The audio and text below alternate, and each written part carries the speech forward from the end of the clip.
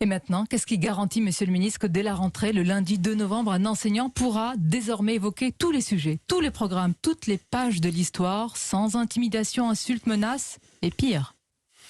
Mais c'est évident que c'est le principe. Et ce principe, nous avons vocation à le faire valoir avant et encore plus après.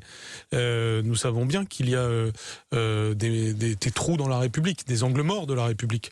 C'est malheureusement vrai dans bien des domaines, pas seulement à l'école. Tout simplement parce que depuis des années, des groupes font pression sur le terrain, sur certains territoires en particulier, essayent de rendre visible leur pression. Et c'est la pression qui s'exerce des hommes vers les femmes, c'est la pression qui s'exerce vers ceux qui ne sont pas assez pratiquants, selon ceux qui estiment qu'être pratiquant, c'est être radical.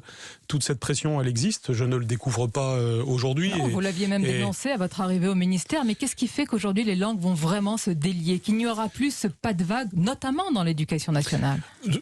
Vraiment, cette expression, je ne la supporte plus, puisque dès que je suis arrivé, il y a 3 ans et demi, j'ai dit il n'y aurait plus pas de vague. Et dans l'essentiel de l'éducation nationale, c'est en effet ce qui se passe. Et d'ailleurs, même dans notre affaire, il n'y a pas eu du pas de vague. Je tiens à le redire, parce que là, sinon, on colporte des fake news quand on dit l'inverse. Hein. Dans cette affaire, dès le début, la principale a soutenu le professeur et des équipes sont venues en soutien.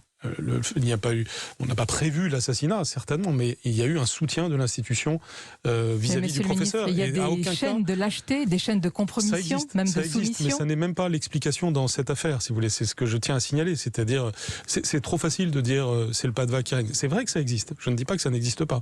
Mais ça n'est pas ce qui s'est passé là. Et ça n'est pas non plus, évidemment, la consigne que je donne depuis 3 ans et demi. Et c'est pour ça que les choses ont changé. C'est pour ça qu'il y a des signalements.